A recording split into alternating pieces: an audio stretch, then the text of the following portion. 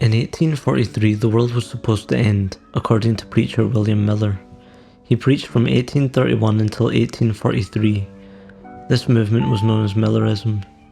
From the dawn of time, humanity has been just as enamoured with its end as with its beginning. Many predictions have been made, yet nothing has ever occurred.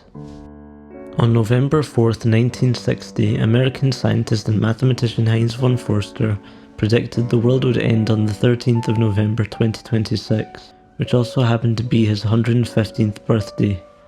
This was meant as a humorous, tongue-in-cheek prediction in which the growth of the human population would approach infinity. Welcome to 2026 and the Doomsday equation.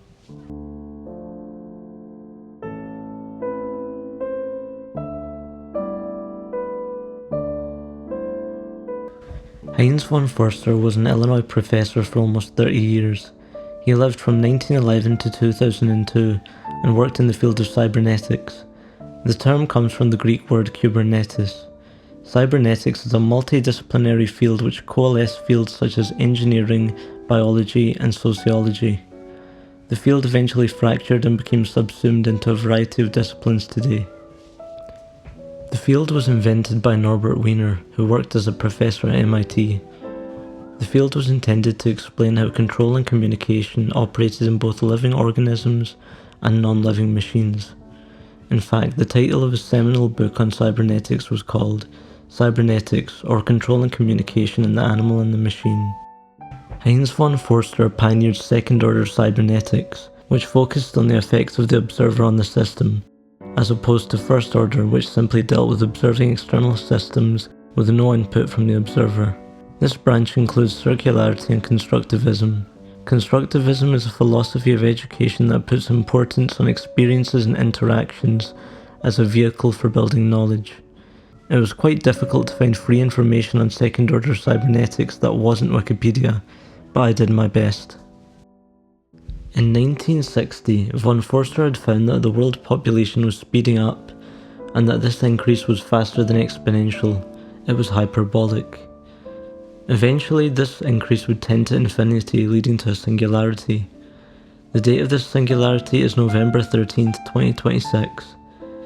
The equation looks like this, where n of t is the population at time t, a is a constant factor based on prior population data, d is the date when the end of humanity occurs based on the historical speed of human population change, and t is the current year. Now, what would such a world look like? Presumably this would entail so many individuals that overcrowding would be a major issue, as would food scarcity. Beyond that, the human population would be increasing so quickly that the rate of new individuals born would be unimaginable. What von Foerster didn't factor in was that human behaviour is oftentimes malleable. Humans change and adapt to their environment and global as well as local circumstances. Instead, we find that the inverse is occurring. In some countries, the population isn't growing fast enough, which could lead to economic instability in future. This would mean there would be a surplus of elderly people with very few young people, leading to an instability of the working population to sustain the needs of the elderly. The world may not end on 13th November 2026, unless an asteroid comes out of left field. However, the world does suffer from a variety of issues which could point towards harder conditions in future. Issues like climate change, the aforementioned lack of population growth, running out of fossil fuels, and AI causing some sort of societal collapse are all problems which could lead to a perceived end of the world. In 2026, the world was supposed to end according to the equation by Heinz von Foerster.